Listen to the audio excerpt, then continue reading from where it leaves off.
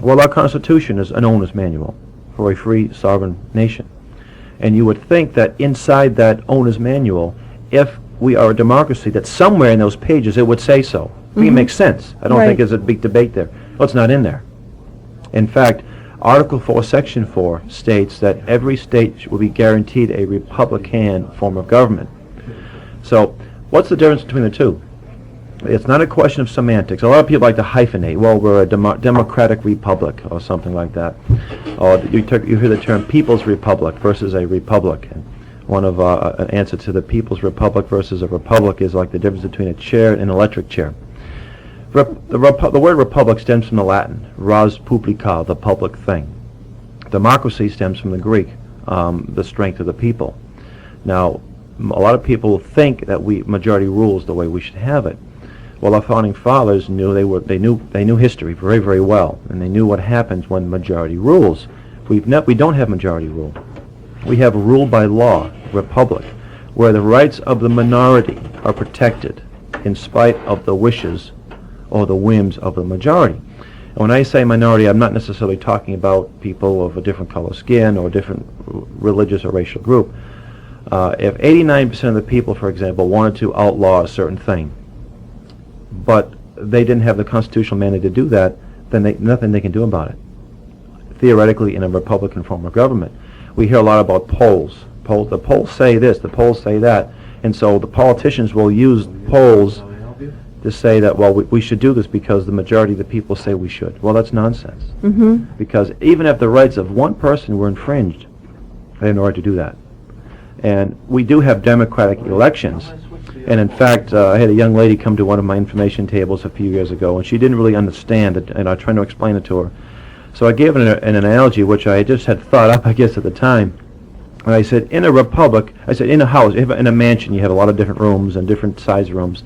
I said, the kitchen in this mansion is not the mansion. She says, well, of course not. It's part of it. I said, well, within the framework of a republic, we have democratic elections, and I'm very glad we have them. We elect our members of the House of Representatives, you elect your governor, you elect your state reps. However, when they're elected, there's something that keeps them in check. They can't just say, well, I have a mandate from the people to outlaw all cars, for example, so we're going to do that. You can't do that because you have a republic, you have a form of government, you have a constitution that tells you what you're supposed to do, your job description.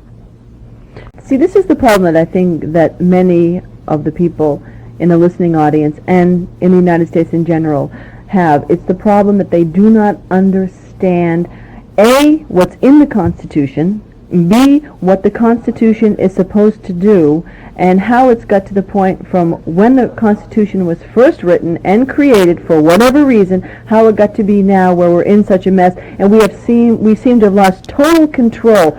We don't have the rights anymore that we had before. Well, a lot of people, there is a mindset, an unfortunate mindset, our Constitution is outdated. It was written for an agrarian society back 200 plus years ago. We had a population of 2 million, and it's really not valid. Or the Constitution is living and breathing, and that it's interpreted differently every so many years. Well, I don't like the word interpret because it was written in the English language. You know, if it was written in Greek, if it was written in Hebrew, then you'd need an interpreter. Someone could, okay, what do they mean by that? Some of the language is a little archaic. We don't use it anymore, so but you can easily get an old dictionary to find out what some of those words meant. The Constitution is as valid today than it ever was because it doesn't deal with technology so much as it deals with human nature. And human nature doesn't change much. As much as some of these educators want to think and believe, human nature doesn't stay pretty much the same. I think King Solomon wrote in Proverbs that there's nothing new under the sun. That human nature is, in our nation's founders realized that. And they knew that they could not trust, even the most well-intentioned people can go awry without some kind of, as Thomas Jefferson said, the chains of the Constitution. And you had mentioned before, too, that a problem people have is when you mention democracy and you mention republic, right away they think of the political parties and the separation of that. And it's got nothing to do with political parties. It has something to do with fundamental fundamental definition. Republic and democracy are as different as night and day.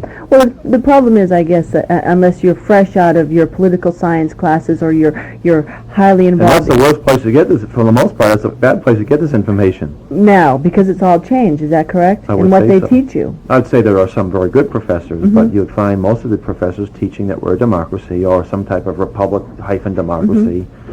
And you get into the political spectrum a little bit later. You'd say that certain people are right-wingers and other people are left-wingers, and of course it's a complete misdefinition. And I think also that if you were to, I know you don't like the word polls, but if you were to ask and question people that are out there running their everyday lives now, what is a Democrat? Can you define a Democrat? Can you define a Republican? What does it mean to be right-wing, left-wing? Many people do know that, granted, but there's many people out there, the voting public, that doesn't have a clue to the definition of what this all means. So how do we make an intelligent choice when we come to the polls, not that we have a choice as it is?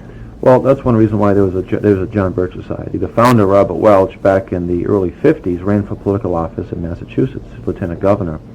As he traveled around the state, he was shocked to find the constitutional illiteracy, not by people who were just the poor and hungry people, but by people who were well educated, graduates of college, people in the business community. They didn't understand or appreciate the document that made a lot of freedoms possible, and they took it for granted. And he realized that every 2 years or 4 years you have elections and everyone gets excited, but usually after the smoke is cleared and all the party hats have been put away, the change has been minimal, if there has been a change at all. And so he realized that we need to educate people about that Constitution and about the proper role of government. And if you didn't have the informed voters, you're not going to have the proper people elected. It's going to be a perennial fraud, really, is unfortunately what it's become. Well, we're speaking with Harold Shurtleff, who is the New England coordinator for the John Birch Society. We're talking about their organization. We're going to find out what they're all about, maybe answer some of the questions, some of the myths, some of the controversy that has surrounded this organization, and just exactly what they're all about. We're going to take a break here. Phone calls are welcome, 883-9900. Back with Talk of the Town in just a moment. Welcome back, Talk of the Town. Our phone number is 883-9900. Guest today is Harold Shurtleff, who is the New England coordinator for the John Birch Society. We're going to go straight to a call. George from Groton. Good morning, George. Hey, good morning. You're talking about the Constitution, and I think the gentleman, who's Hal Shurtleff, George. How you doing? all right. Well, I didn't get your name in the beginning. I missed the first part. I've heard you on the radio before. Now, what I want to bring out is that in talking about the Constitution like you are, for years, most of the public has heard supposedly defenders of the Constitution under organizations as civil rights groups, and some of them have done a lot of good and some a lot of harm. But anyway, we thought that these groups were trying to protect the whole Constitution, and they only concentrated mainly on what they call free speech or criminal rights and so forth. But they overlooked about 98% of it. Well, it's a selective position on the Constitution. Let me give an example. That's right, and I think the public has been thinking that we've been working on the whole thing. And I'm going to hang up and listen, but I want to hear your comment on that selective defense of the Constitution. So I'll hang up and listen. Okay, thank you, George. Thank you. Thank you for the call. I just want to mention that not too long ago I was debating a fellow on a radio show in Boston. He was the executive director of CPPAC, which is a Brookline-based left-wing organization, I suppose would be the best definition, kind of an advocacy group for a number of different issues. And we got on the subject of the Second Amendment, and he was all in favor of handgun banning. And I said to him, why does the Second Amendment, why don't you take the Second Amendment as absolute, but not the Fourth? And I gave him an example of a housing project search that was done, I think it was in Chicago or St. Louis, a predominantly black housing project. They were looking for guns. And I said, I didn't hear your organization speak out against this. He said, oh, we did. He said, no, this was terrible. He said, this was a violation of the Fourth Amendment, no illegal search and seizure without probable cause. And I said, why is it the Fourth Amendment so absolute, but not the Second? And he said, you got me there, let's change the subject.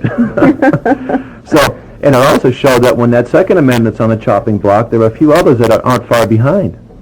In fact, a lot of people are afraid to articulate their views because they think they're going to be bugged, they're going to have somebody follow them. And in some cases, they're over a little on the paranoid side. But you can understand why they feel that way. You look at the FBI, they want to have more, after the Oklahoma tragedy, they wanted to have the power to bug everybody. Anyone who said, criticized the government, you weren't just like the loyal opposition, you were anti-government, and then you were marked. So I can understand why some people would be concerned about that. But yeah, getting back to, there's a lot of organizations, the ACLU being one of them, American Civil Liberties Union, that when it comes to certain amendments are very selective, and then they, of course, they misinterpret others, or at least they misread them. The First Amendment does not, the separation of church and state isn't even mentioned there. In fact, the man who wrote the First Amendment, who was attributed to writing it, is a man named Fisher Ames, who was from Dedham, Massachusetts. And Fisher Ames in the early 1800s said that the Bible should be the major textbook in all schools. Alan Dershowitz did not write the First Amendment, as some people might think. It was written by Fisher Ames. And that doesn't mean we advocate a state church. We don't want anything to do with a state church. But we think that the First Amendment did not have some kind of wall against people with religious convictions in the political arena.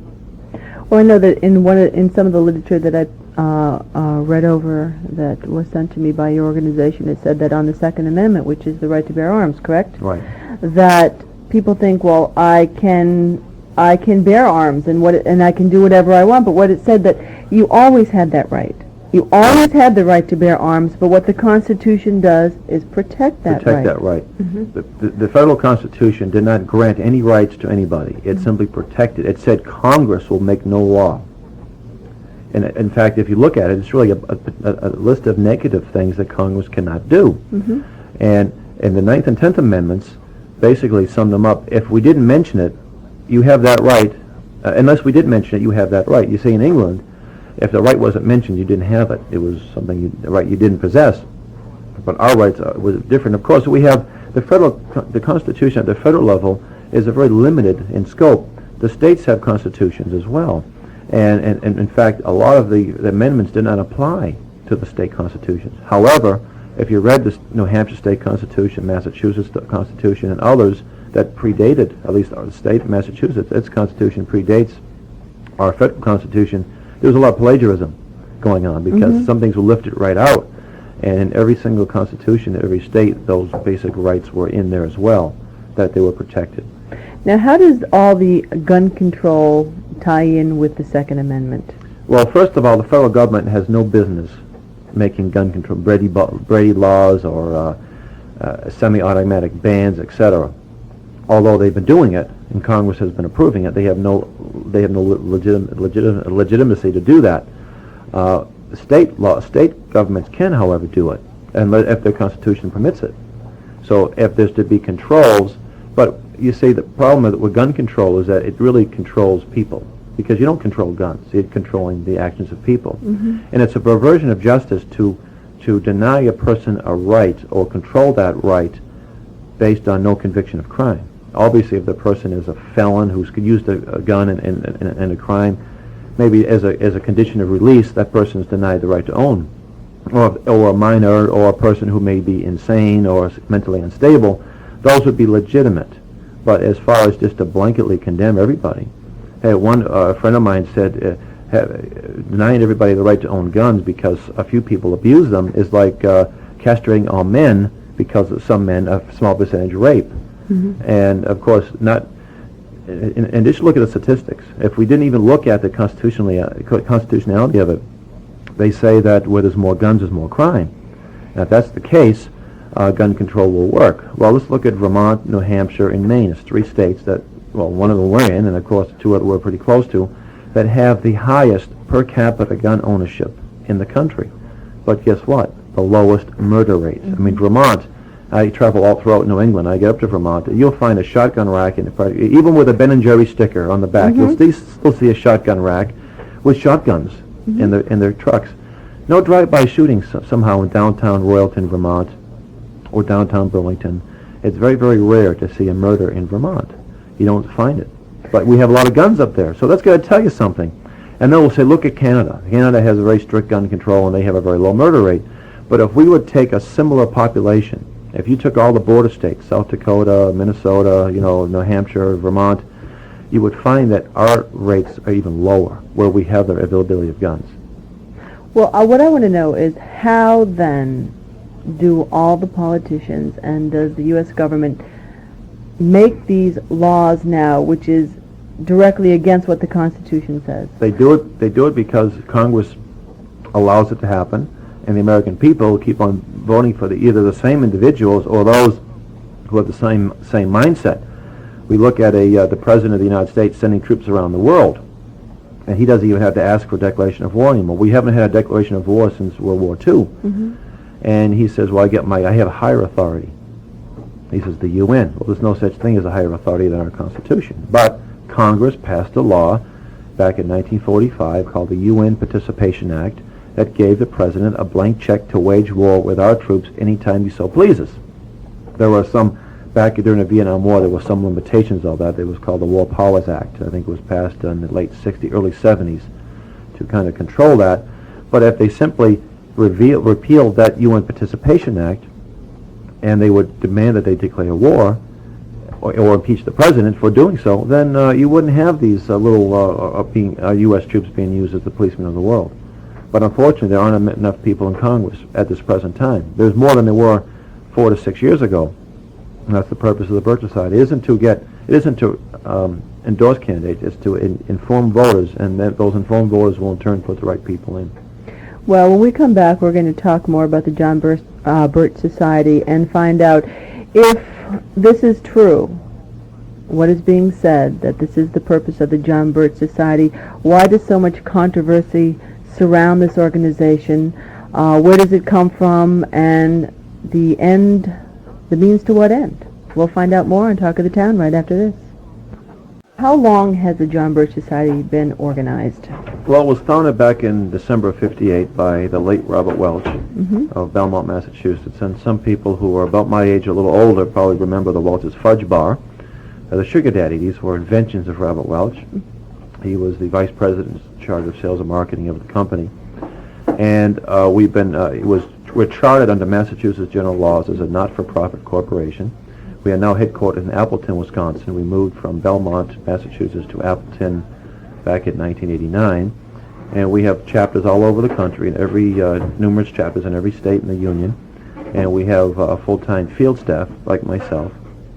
I cover almost all New England. I have half of Connecticut, and thankfully, because of the growth of the society, that I'm able to siphon parts of my territory off to make it easier. I can cover a smaller territory. I still have a pretty vast, almost all in New England, so we still get a lot of territory to cover. Mm-hmm.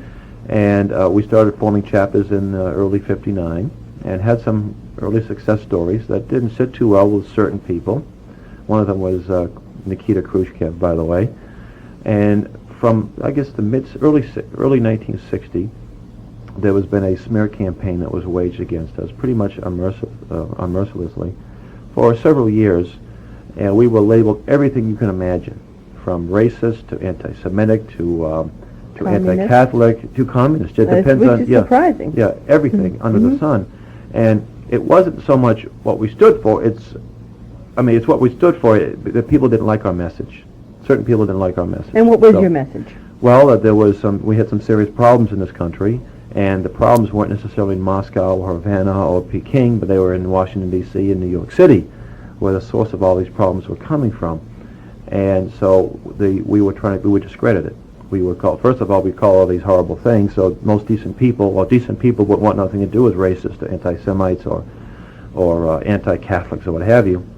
And then when that didn't work so much, because a lot of people are very honest, and they said, well, let's look at the source of this smear. And that's what got me involved. I said, well, let's look who's really smearing these people, and people that I didn't particularly care for. So I said, let me go to the source to find out. And that's what a lot of people did. Then they tried to discredit Robert Welch. And the source being? The source of the smear. Well, it was multiple layers of individuals. There were a lot of people who didn't like what we were doing. So you would say certain liberals, not all liberals, obviously, but certain ones. We know that Nikita Khrushchev came over here for a little trip that was engineered by Eisenhower back in late '59, early '60, And we had a campaign, educational campaign. It was called CASE, Committee Against Some Entanglements. And we had full-page ads in newspapers. Every city that Khrushchev appeared, we had full-page ads describing that this man was a butcher and a monster and a war criminal, among other things, and that he should not be honored with red carpet treatment. And he went back to the Soviet Union. His trip was a disaster, for the most part. Because of the John Birch Society. Because of the trip, it was the fledgling John Birch Society, too. And he made a speech to a delegation of Communist Party officials from around the world, and he said that there are forces in the United States that must be publicly whipped, made to suffer the torments of hell. He didn't mention us by name, because there were other type of groups like us. Not so much now, but then there were a few more. Although we are unique. We were then unique, and we are still unique. And then a few months after that, the West Coast Weekly World, communist publication, smeared us. And of course, most Americans don't read that. And if they did, they would automatically disbelieve it because it came from the Communist Party. But some of that information appeared in Time magazine, some of the larger weekly publications.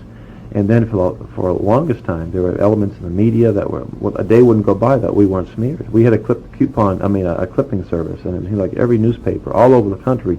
So we know it was an organized campaign. It wasn't just spontaneous. Excuse me, did the media create this smear or perpetuate it because they felt it was the truth, or because it made good news? It may have made good news. Where there was membership was increasing, that's where obviously if there was no John Birches somewhere in Bug Tussle on the hills of Montana, then it wasn't news. But it became very newsworthy because as I say, we were growing, and it was our potential. This I think is what frightened certain people. And of course, there are a number of organizations way back then that the certain elements of the union didn't like what we were doing. We had a lot of like at left-wing organizations. You had the Fabian Socialist. I'm trying to think of the name of some of these organizations are now defunct. And in fact, there was one called the Fund for the Republic, which was basically set up to discredit us and smear us. Groups like the Anti-Defamation League had a scurrilous book they published, Danger on the Right, where we were mentioned, of course, quite a bit in there. And other individuals, the UN Association, because of our campaign to get us out of the UN, our educational campaign, which is ongoing. So we made quite a few enemies. And there were even certain Republicans that didn't like what we were doing.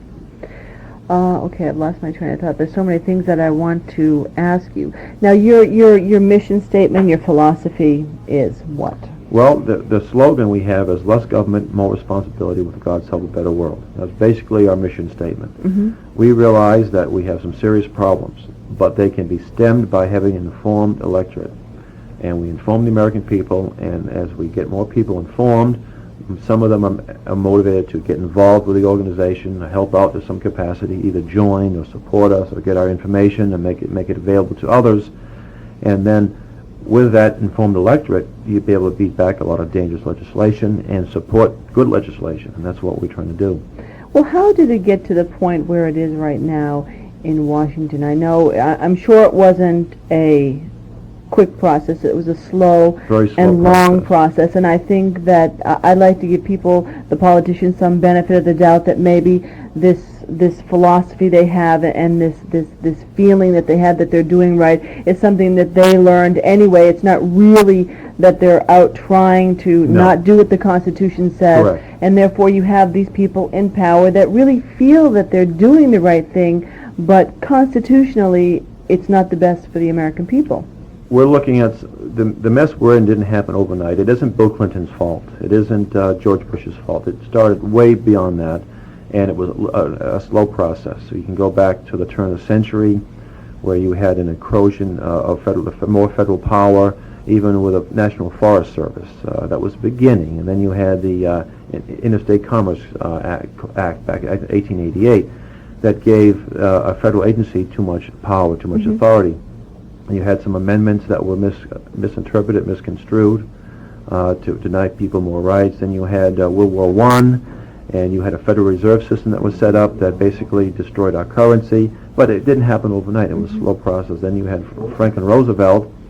Well, that's the question that I wanted to ask. How do you feel about Franklin Delano Roosevelt, the statue being erected, and the whole New Deal situation? I mean, when you look back, that seems to have been one of the big turning points where everything went into the social programs. Right. And That was, well, we could look at under Woodrow Wilson. There was a lot of programs. Well, first you had the Second Amendment. The second plank of the Communist Manifesto became the 16th Amendment of our Constitution, the income tax. And although a president doesn't have anything officially to do with an amendment, he has a bully pulpit, as Theodore Roosevelt said. Then you had the Federal Reserve Act of 1913 that Wilson signed, 1913 that Wilson signed, that established a private trust that handles our money. It's a private cartel between the government and the bankers. And back then it was sold to the American people as a way just to tax the small percentage of the very rich. 1 or 2%. Nothing to worry about. Well, little by little, that 1 or 2% of the very wealthy became like 98% of the middle class. And of course we've seen a great change, and that it was a slow process.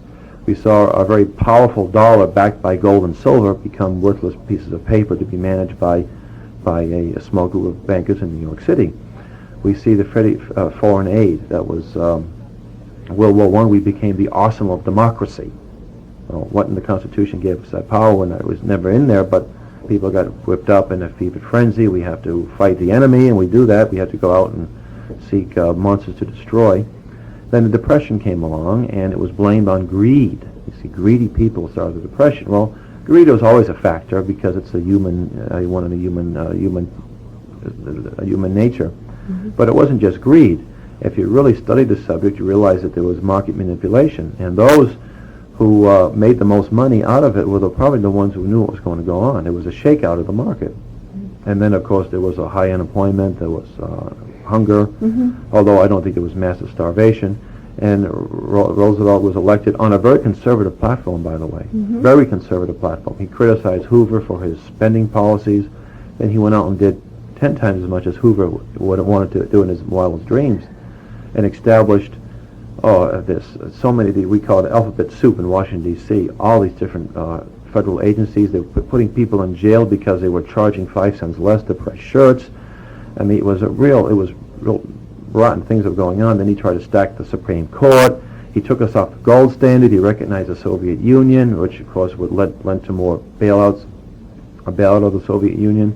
And then there was a lot of engineering to get us involved in World War II. The American people did not want to get involved in World War II. It isn't that we supported Hitler, which is nonsense. It's that we did not want to see our troops over there once again. And there was, and that's, I guess, a lot to go into in a 2-hour show. Oh no, I know. Pearl Harbor and the manipulations and the machinations there. We can debate about that for many years. But after World War II was the UN, the founding. They tried to do it in World War I with the League of Nations. Our Senate wisely said no to the League of Nations, so they had to have another world war to get us into the UN. And the UN was sold to the American people as mankind's last and best hope for peace. And of course it's not lived up to that. And we said the Marshall Plan, billions of dollars was given to foreign nations around the world, not to promote necessarily freedom and liberty, but to promote socialism, total government. And that the spigot has not turned off. And then in the 50s we saw public education, the Sputnik, and everyone was scared that the Russians had this technology. Well, the Russians didn't have any technology unless we gave it to them. But the American people didn't know this. So there was a bill that gave money to colleges and public schools, and then that didn't stop either. And we had another war, well actually 2 wars, the Korean War, the first time the Americans were not allowed to win. It wasn't even a war, it was never declared. When 56,000 Americans died, that to me is a war, but our Congress did not declare war. It was a police action. It led to the takeover of Southeast Asia and eventually Vietnam, another UN subdivision, which was CEDAW. The UN fought war, which there's no victory was allowed, a lot of bitterness and animosity. So it leads us to the present mess we're in, and we have a lot of cynical people out there, and they're justified in their cynicism.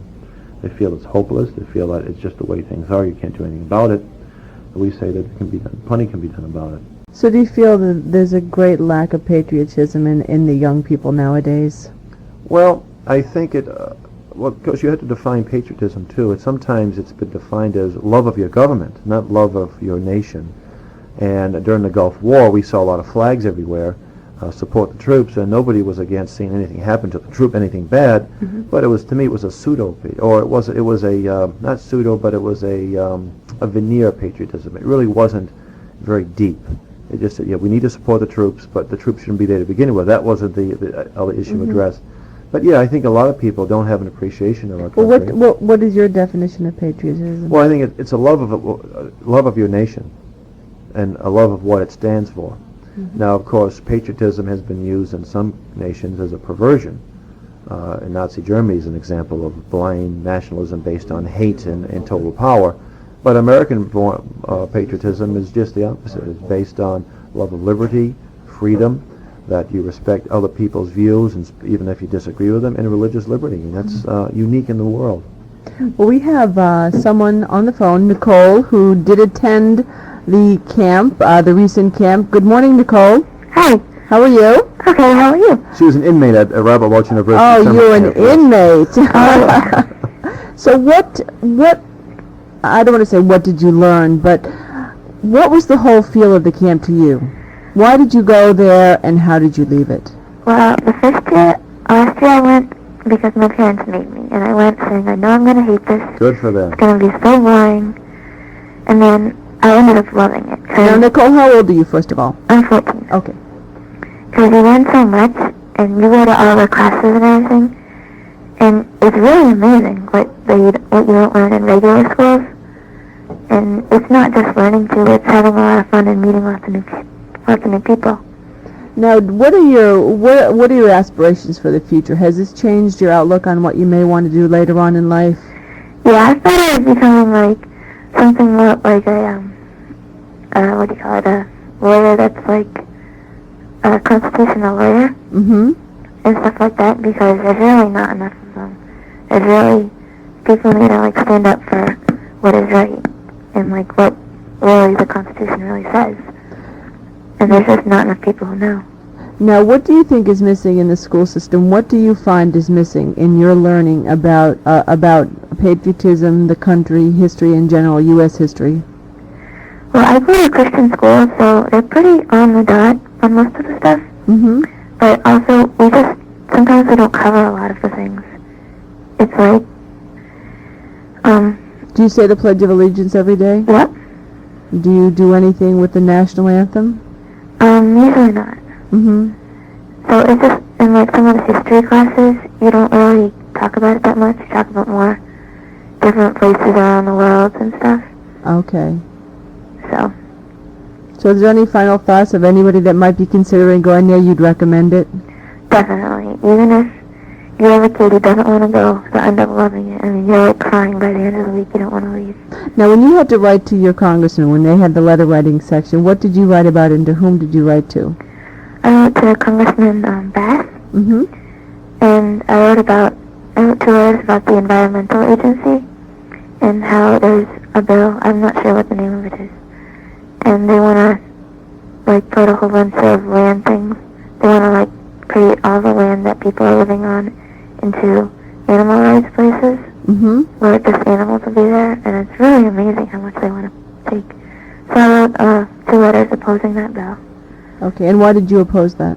Because it just doesn't make any sense. There wouldn't be any places for people left to live. I mean, what would you do? Crowd everybody into little apartments and little towns?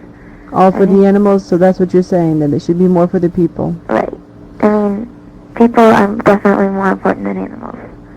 Well, Nicole, I want to thank you so much for calling in. I wish you all the best. I think your goal as a constitutional lawyer is a very well-needed one, and we wish you all the best. Okay, thanks. Thank you. Yep. Very interesting. Yeah, let me give out the 800 number again that I tried to with Dot, but she was not receptive. She doesn't want it.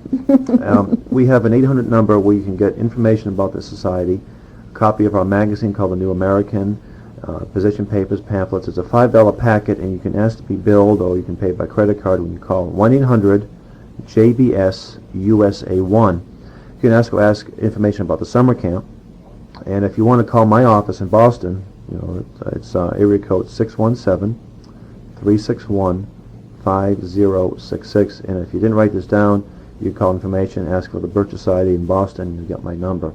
Okay. Well, we're going to come back. We're going to take a break, come back, and we're going to start in with a few more questions about this supposed New World Order, the conspiracy theory. Are they part of the Ku Klux Klan? Do you have members from that organization? Yours. We're going to have some of these questions answered when we come back right after this. 883-9900. Good morning. This is Talk of the Town. Our guest today is Hal Shurtleff, who is the New England coordinator for the John Birch Society. Now, you've been, if I was to ask some people, well, what about the John Birch Society? Well, all they're right-wing, extremists. Far right wing. Far right wing. It's the conspiracy theory. Everything is a conspiracy theory. Now, what came to mind last night when I was thinking about it is when you say the word conspiracy, which is sort of what you are saying, that it is the conspiracy theory. Conspiracy is a word that is provocative, antagonistic. It definitely is. It's a red flag. You wave the word conspiracy in front of... You elicit emotions. Definitely. Right. You elicit emotions, you wave it in front of the government, and what are they going to do? They're going to react as they react to the John Birch Society. Right. First off, we have to define the word conspiracy. And we also have to point out that there are, and I like to point out, there are all kinds of so-called theories out there. You get a lot of people upset and have very little basis in fact. It's just maybe one little piece of circumstantial evidence, a dangling modifier, if you will, and they build a whole theory on that. And when the detractors come to us and say, well, you people believe that there was no moon launch and that Elvis is alive and living in Nashua, New Hampshire at the mall and on, then it ridicules the position. We don't use the word theory. We base it on concrete facts and evidence. Now, I would suggest any attorney that had the facts that we have, or a prosecutor with the facts we have, could make an easy case in a court of law, and that's what, of course, we try to do. We don't have crazy theories. We don't get on shortwave radios and say there's 1 million UN troops just about to pounce on Boston, unless it was happening, you see. And of course, the truth is scary enough without having to embellish it or without having to go into esoteric tangents that have no basis and just get people distracted. And just when I thought I heard them all, I hear 2 or 3 more. That we deal what we write about, and we have a special issue of the magazine called this conspiracy issue. There's no speculation. It's no opinion. It's based on fact. We get the principal individuals involved with this. We get their documentation. We get their writings, and we get the evidence of what they've done. And I think we build a very strong case and a very compelling case. My personal experiences was. I was a young man growing up in Boston, and I saw the heavy hand of the federal government, and I didn't really understand why it was happening. This dealt with forced busing. The black people didn't want the forced busing. The white people didn't want it, but we had it, and where we had good racial relations. After that we had nothing but turmoil and bitterness and hatred. And I get into the military, and I find that here is allegedly the most powerful nation in the world, and I was sent to Germany. 2 years in a nuclear unit, by the way, a unit that had nuclear capabilities, and I realized, not being a Army War College graduate, that a Molotov cocktail could have wiped our unit out at any given time. And I was in charge of the repair parts, the maintenance records, and our equipment was junk. And some other veterans said, "Hey, all the good stuff we left over in Nam." And here we are sitting at what we thought was, the front lines. With nuclear capabilities, yet we had a bunch of scrap heap of supplies, and I said, we're spending $100 billion a year, the U.S. government, U.S. taxpayer, not the government, but the people who pay taxes, to protect West Germany and Western Europe against the Warsaw Pact nations. Then I discovered that West Germany, or the former West Germany, now Germany, was the largest trading partner with the Soviet Union. So I said, wait a minute now, let me sit down and scratch my head and. You mean to say that we are spending $100 billion a year and having all kinds of 3 generations of men and women over there to protect West Germany from its largest trading partner? Something is fundamentally wrong there. So I started asking questions. Never got any answers. Never got any answers. Then Ronald Reagan ran for president, and he said some of the right things. And I thought, well, he's a guy that's worthy of support. But what he said and what he did are 2 different things. I think Shakespeare had one of his characters, I think it was King Henry V. I said a lot of wise things, but did only foolish ones. What really got me was when Reagan authorized a shipment of $500 million worth of military hardware to Red China. This was under the right-wing Reagan. You know, you get some of these professional liberals, that right wing, and they get all the veins pop out. Well, if he was so right-wing and so anti-communist, why did he do that? And they don't have an answer for me. So I realized there was a bigger problem here. And yet they don't give anybody else an answer either. No. When people ask for an answer. So you're asking questions that should be answered, and you should have a concrete answer instead. Oh, you're one of those conspiracy theorists. Or, oh, you're one of those Birchite types. Well, forget about what I'm thinking. Answer the question, and they don't. Or they'll talk about harmonization, this wonderful global village, and they don't address the issue. Well, let's take a call. We have Jay. Yes, Good morning, Jay. good morning. I was wondering about that democracy. The spin artists, when they're talking over the politicians, they say something and they kind of spin it around. Now, if I vote for a person and you vote for a person and the neighbor down the street votes for that person, isn't that a democracy? No, that's a democratic election. A democratic election? Right. Okay. That's not a democracy. See, a democracy would be majority rule, with at least 50... Majority votes for you. But it's not rule. You see, there's a job description that people in Congress take an oath of office. They don't take an oath that say, I will swear that I will obey the wills of majority. They take an oath of the Constitution. Article 1, Section 1, there's the job description for members of Congress. They have specific things that they can do, powers, and what's not mentioned they cannot do. You see, so when you vote for that person democratically, he or she is held or bound by a Constitution, and that's where the republic, rule by law, comes in. That they cannot say, well, forget the Constitution. 51% of the people voted for me, and 51% of the people say I'm going to do X, Y, Z. So I'm going to do it, and all my colleagues are going to do the same thing. Because in the republic you rule by law, and in democracy you rule by... Right. Rule by majority. Now, of course, majority rule, but it's usually a lot of the majority of the individuals, they may be misguided. They may be whipped up into a fevered frenzy by demagogues, and that's the Greek teachers of the people, and we use the demagogue almost pejoratively. So I know it can be a little confusing sometimes, but if you have an old dictionary, get a dictionary that goes back to the 20s, look up the two different terms, and you'll find democracy is probably not very favorably referred to. And in fact, 1928 Army Manual, which is probably impossible to get a hold of, difficult to get a hold of. Although if you want to give me a call, I can send you a copy of it, a copy of what it talked about democracies. It said that mob rule. It talked about mob rule, and effectively it basically corroborated what our founding fathers would said. You get a copy of the Federalist Papers and look up Federalist 10, which was written by, I think it was John Jay. You can pick that up in the National Library, and even a lot of bookstores still have this, and it would tell you what they talked about democracies. But Jay, does that answer your question, the difference between a democratic election and a democracy? No, but you have to be a qualified voter. Not everybody can vote in an election. You have to be a certain age. You have to be a citizen. You should be able to read the language, although that's no longer a requirement. So we don't have unbridled democracy because not everybody can vote. I don't think 3-year-olds should be voting. I don't think foreigners should be voting, although they do. I should say unnaturalized citizens, although in some cases and sometimes dead people. And a lot of dead people, especially in Boston. Chicago. Well, Chicago, sure. In Boston, we have this vote often and early for James Michael Curley, you see. And I'm sure you have the same thing for Daley, Mayor Daley. Yeah, Curley, the same thing, huh? Yeah, Daley. Okay, Jay. Well, thanks so much for calling in. Okay, thanks. All right, bye-bye. Do we have time for one more quick call? Who do we have? 1 minute left. Who do we have? Will. Put him on for just... Will? Yeah? Good morning. We have to go into the news break. Do you want to hang on? Okay. Okay, thanks so much. Yeah. We'll be back with more Talk of the Town, the John Birch Society, right after this. Don't go away.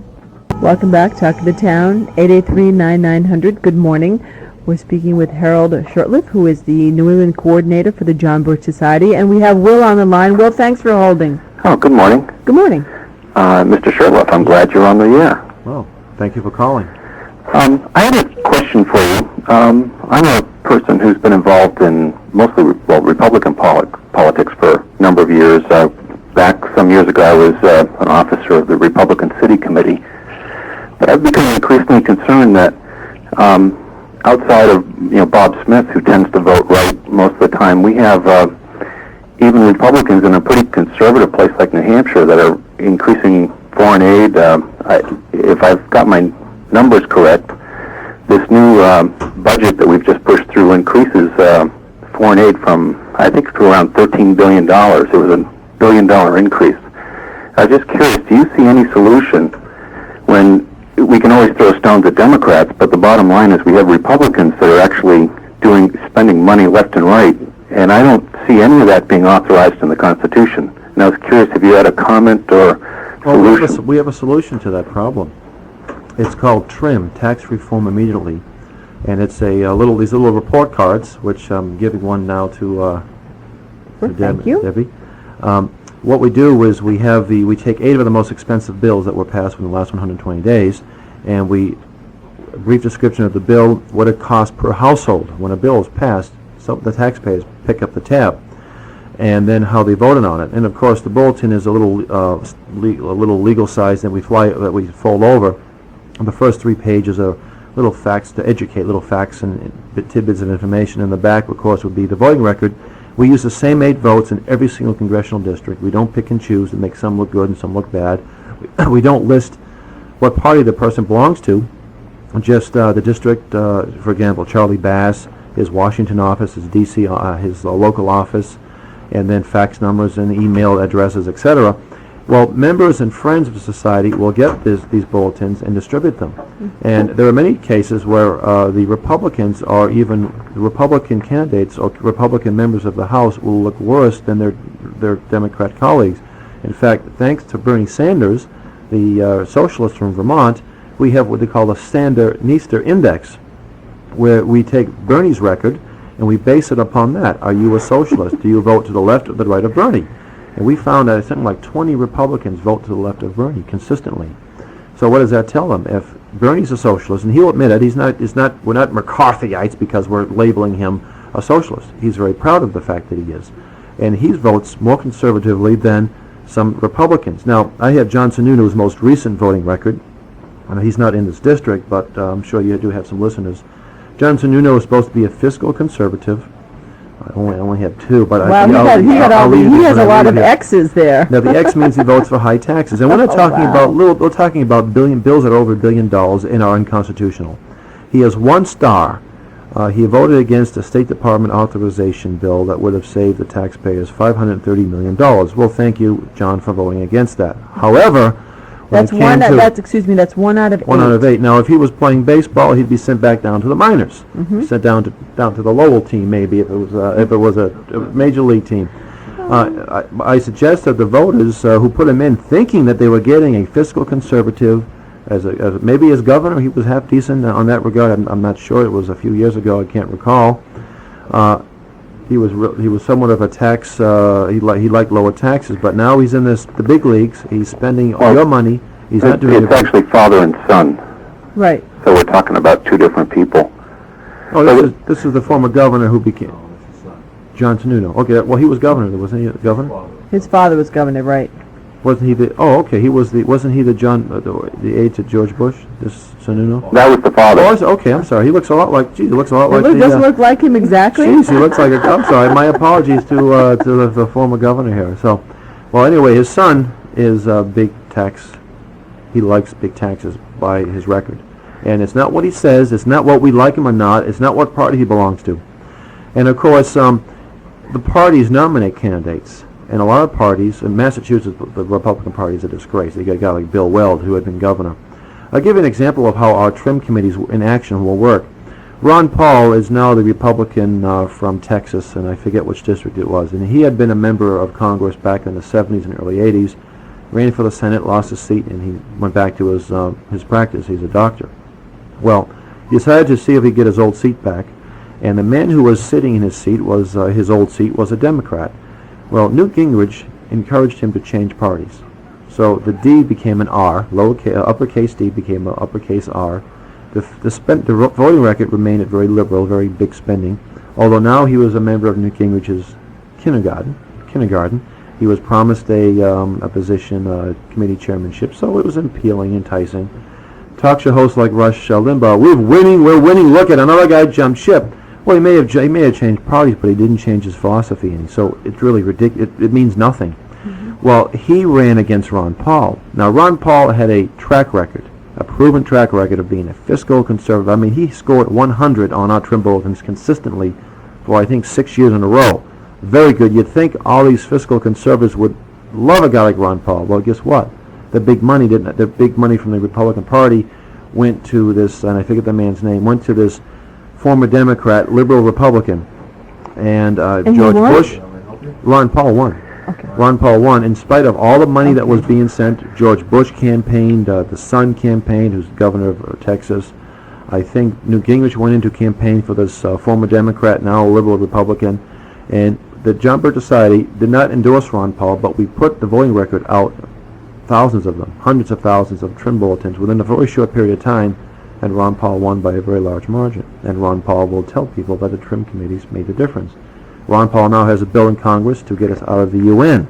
So, Ron Paul's our kind of guy, even though we never endorsed him. Out of curiosity, what do you think about our two-party system? Do you think a third-party system would help us or hurt us, the U.S. taxpayer party? I'm one of those people who was disappointed that Pat Buchanan didn't actually jump and go to a U.S. taxpayer party. You could love or hate Pat, right? But he had enough momentum going that it actually could have changed our dynamic here quite a bit. And I'm just curious, do you think a solution is a third party, or do you think that parties are reformable? Well, I think the parties may not be reformable, but the candidates within the parties are possible. So I'm not a really big advocate of third parties. I wouldn't discourage people, but I know a lot of people have been involved with third parties and spent a lot of time and money and really got nowhere. Libertarian Party in New Hampshire is probably the strongest third party, and they lost their accreditation recently, ballot status. My advice to a third party would be to run for local office, get elected statewide first, instead of trying to go for the big office, the big vote, and then get a couple elected to Congress. We only have one independent third party, and that would be Bernie Sanders in the House of Representatives in the United States Congress. And of course, the Republican Party is the first successful third party, so it is a third party. But I think the effort should be at trying to find decent people within the two parties. Although again, I'm not trying to discourage people. My experience and people I know have spent a lot of time spinning their wheels. Well, see, Will, what I have a problem with is with the two-party system, right? And the proof is in the story you just gave, that this man switches parties and remains the same. So how do you know that when you're voting Republican that that's what you're getting? You don't know what you're getting. I mean, this is the problem that I have. You say you're a Republican, you want to vote. You vote your ticket straight, and support your party. Yet people are hopping all around and doing whatever they want in the long run. Well, the other thing is the committees.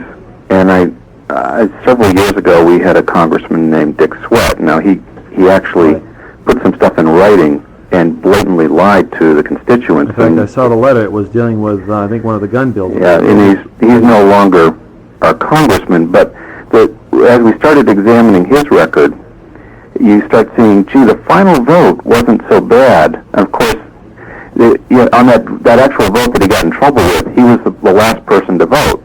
And it was when the Democratic power brokers said, "We need your vote, and we don't care what you promised. We paid for this seat." I mean, and I don't want to throw mud at Democrats or Republicans here because there's a lot of this party brokerage going on in both.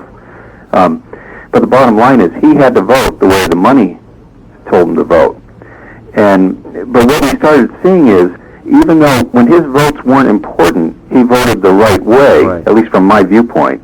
But in the committees, all these little votes, as it comes out of committee and you say, oh, we added on a playground here, $2 million for someplace in California.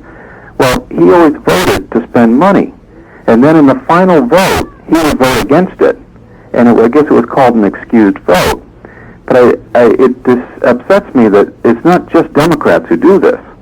And sometimes you see that, they said, well, this was the best we could get. Well, the thing is, excuse me, but you're my rep. Where were you in this committee? Right.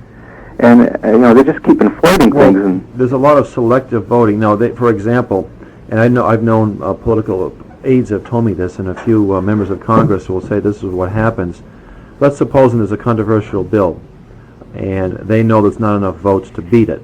So it's safe to vote against it, or vote for it, however the case may be. And they can come back home and say, I'm the champion of the downtrodden, the champion of the gun owners, a champion of whatever they want to be the champion of that day. Yet, when it came down to the wire, if they needed the vote, they may have voted the wrong way. My Congressman Joe Moakley on NAFTA, I called his office an hour before the vote, and he wasn't sure. He gets on the radio a half an hour before the vote, and he sounds like a John Birch. We can't have this, but he said, we're not going to win it. We can't. I've been fighting. He's lying. He realized that there was enough votes to give the president his NAFTA, then he could vote against it and look good to the unions. Well, he took no leadership position. So that happens a lot, and it's up to the informed voters to keep an eye on this and make sure that stuff. So it's not easy. There's no simple solution, or there's no quick fix. But when they start doing this, that's when you know it's time for these guys to get out of office. If they're bought, if they rely upon their seat because of the big PACs, then that person doesn't represent you. He represents PACs, and he should be out of office. And you should do what you can to inform everybody who has a misinformed opinion on that. Even people who may like him, but say, how can you trust the guy now? He's now a captive of the PACs, or he thinks he's a captive of the big money. He's not going to vote the interest of the Constitution or his district. So he's time for that person to go. I just want to make one little quick comment. First of all, thank you and our host for having you on. We really need to have more radio programs like this. But I happened to listen to the news in the interim there, and Bill Clinton is just about to sign this big thing that in all executive branch buildings there's going to be no smoking allowed. But in this Sunday's paper, there was this article about how his wife is upset that every time he sinks a putt in the little golf course he set up behind the White House, he pulls out a stogie and lights up. I wonder if he's going to make it apply to himself. Doesn't that just say it all, though, about Bill Clinton? Well, you see, laws are written for the average, the masses. They're not written for the elitists. Joe Kennedy, that marvelous bastion of intellect in Massachusetts, he and his son were lighting firecrackers. Now, a lot of people do that in Massachusetts. It's against the law, but a lot of people do it. It doesn't make it right because it's against the law. And his son had some burned his hand. Now, if that were me and it was my child, DSS, the Department of Social Services, would have come in, probably taken my kid away from me, probably had me up for charges, and I would have been disgraced in the newspaper saying, right-wing Bircher, gives kids firecrackers, and I would have been hounded out of town. And breaks the law. And breaks the law, and I'm evil, and I'm a hypocrite. Yet Joe Kennedy, nothing at all was done about it. And he'd probably run for governor and probably get elected by these sweet old ladies who think he's just so cute, but the laws are not written for him. They're not written for... You look at these civil rights laws. When they write the law, they automatically exclude themselves from its compliance. So they're hypocrites. Well, of course, they've got a lot of voters bought. Well, he votes my way on this issue, so I don't care. Well, it's going to come a time when it's starting to hurt. It's going to be hurting a lot more. Well, yeah, we have that same problem right here in Nashua, though, and I've never met this gentleman, but we have a cop named Pavino, and he made the mistake of arresting Warren Rudman's son on a drunken driving charge, and somebody got it. It would appear as though somebody got it thrown out. Of course, he's since been arrested. This Rudman's son has been arrested in Vermont and all sorts of other places. It looks like it's a chronic problem. Yes, a very chronic problem. And I thank the Telegraph for actually covering this, but it seems as though, I don't know who hates this cop, but there seems to be a whole thing to disgrace him going on in Nashua. Well, the incident at Chappaquiddick back in 1968 or 69. I've been to that bridge. The man who, the skin diver, he had to leave the Cape because of all he was getting all kinds of problems. He simply wanted to see justice done. No way, you're out. You're out. And there's some politicians that are very powerful, and unfortunately, people, when they get in their way, they get destroyed. Well, it seems it happens to the Kennedys a lot, with heads are just turned, And they got that smile. I tell you, they're born with that smile. All right. Well, thank you so much for joining us. Thank you. We're going to take a break. Come back and find out: is the power of change within our hands? We'll find that out right after this. Welcome back, Talk of the Town. We're finishing up our show today. Our guest has been Hal Shurtleff, who is the New England coordinator for the John Birch Society. We've heard different views from a lot of people, from yourself, and all of us wondering, what's happened, bemoaning the state of the union, the lack of control that we have, the people that are in office, and do you think that the burden is on our shoulders, or does the answer lie within our grasp, I guess? Yes, it does lie on our shoulders. Again, we're supposed to be a free nation of sovereign citizens, and in fact, theoretically, the people establish the government. The people can make the changes. So it's up to the individuals to get an understanding of what's going on and then take some legal, tasteful, moral action to address and reverse the trend that we're in. And I don't think it can happen very quickly. In fact, we like to say that we can have a non-violent revolution at the ballot box every 2 years. Mm-hmm. In 1994, there was a big turnover. And a lot of those people who were elected are still in there. They're really sound constitutionalists, and we just need to keep the momentum going, not to be distracted, not to go off on tangents, and we need more people informed. And what's great about the Birch Society and other organizations, of course, that are doing likewise. Although again, we are unique because of the way we're structured. We're on the World Wide Web. We have a website page. We're getting something like 12,000 hits a day.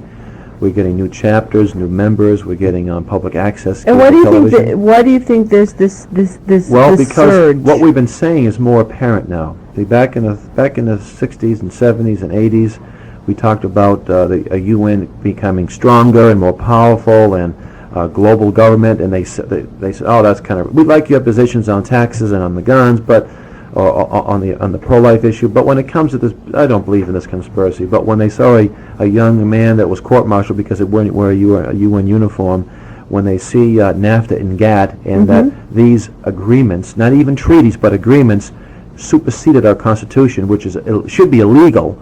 Then you say, maybe those kooks and nets, maybe they got something there after all. Let me leave their maybe start looking into them. And we've had a lot of people apologize to us.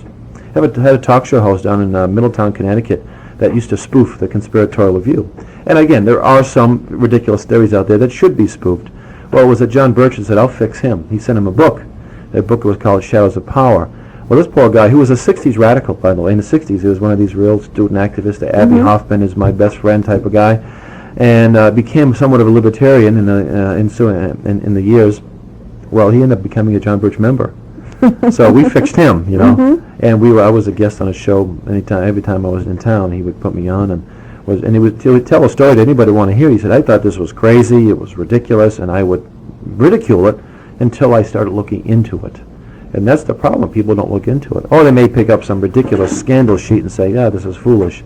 But if they look into our information, I guarantee they're not going to put it down saying, oh, this is a lot of baloney. You're going to be, even if you disagree with the conclusions, you're going to find out that they're not based on insane speculations, but on sound reasoning and sound facts and information. And you had brought up a point during the break about, we were talking about the conspiracy and the conspiracy theory and the word conspiracy, that even on the level of the Pamela Smart conspiracy, there's conspiracies on every level. Conspiracy is not this big, dark, huge cloud of everything. It happens on smaller levels, and you said there's no reason why we should think that there wouldn't be a conspiracy in a government level. And we don't say that every congressman who votes the wrong way is a conspirator. We don't think that if there's a hurricane and a tornado, when it was a tornado here in Swansea, New Hampshire, it wasn't somehow a conspiracy to manipulate the weather or some ridiculous thing. But there are a lot of events that are manufactured or are taken advantage of. And as some people will say, the government bombed Oklahoma, the building. Well, when you say the government, what are you talking about? You're talking about the postal man, you're talking about the IRS guy down the street, you're talking about Bill Clinton. Who are you talking about? Good and people point, had to be specific. And then maybe an element within the government had some complacency or something to do with it. There's not enough evidence right now to make that conclusion, but there's enough to raise questions. But some people will go off on a tangent and say, the government did this, the government did that. And you're talking about every member of Congress, you're talking about everybody who gets a government check is somehow involved, and that's not true. But we do know that there is an element within the government and without. You find them in academics, you find them in the groups like the Council on Foreign Relations, the Trilateral Commission, and on and on. They have an agenda, and their agenda is pretty much clear-cut and it's laid out. If you were to get them on a talk show and say, do you want a one world government, most of them will say, oh, come on, that's ridiculous. But then you get their dissertation they did, or a speech they made to the World Federalist, and there it is right there, that they want some kind of world government. Now, how about the accusations that you're involved with the Ku Klux Klan, the militiamen, the Freemen, and all of that? Well, you'd have to ask our black and Jewish members about the Ku Klux Klan charge, because it's ridiculous. If there were Klansmen in the organization, they come to meetings and they find there are blacks and there are Jews, and we don't judge people by the color of the skin, which is really a form of socialism when you collectivize and put people in certain groups. So they say this is no place for them. So please go somewhere else. The militia, there are a lot of people in the militia that I think are answering the right questions. But I think, and of course, we have to define the term militia again, Right. because according to a federal regulation, a federal law, that all able-bodied males from the age of 18 to 45 constitute the unorganized militia. And militias in certain states, and every state has different guidelines to militias, and I think New Hampshire, you can have an organized militia that is separate from the National Guard. I'm not positive on that, but I think that, but you still have to be answerable to the governor. So, but we're talking about basically groups of people who are private citizens that are organizing to defend themselves against what they see as an imminent military threat. And I can understand the concerns, but I think that the solution isn't necessarily to get the guns and groceries and head for the hills. This is our country, and I know some people who are involved, and I say, look, I live in Boston. I grew up there. My ancestors settled there 200, 300 years ago. I'm staying put. I'm not going to let anybody chase me out. And I want to win. I don't want to lose. And having that siege mentality is a sign that you've already admitted defeat. So that's where where we stand on the militia. We only have, a minute or so left. A wrap-up final comment. Can I just give out 800 number? Sure, certainly. For those of you who would like some information, whether you agree or disagree, 1-800... Excuse me, the John Birch Society. John Birch Society, JBS, 1-800-JBS-USA1. $5 packet, you'll get a copy of our magazine, ask for information on the summer camp, trim bulletin, all kinds of information.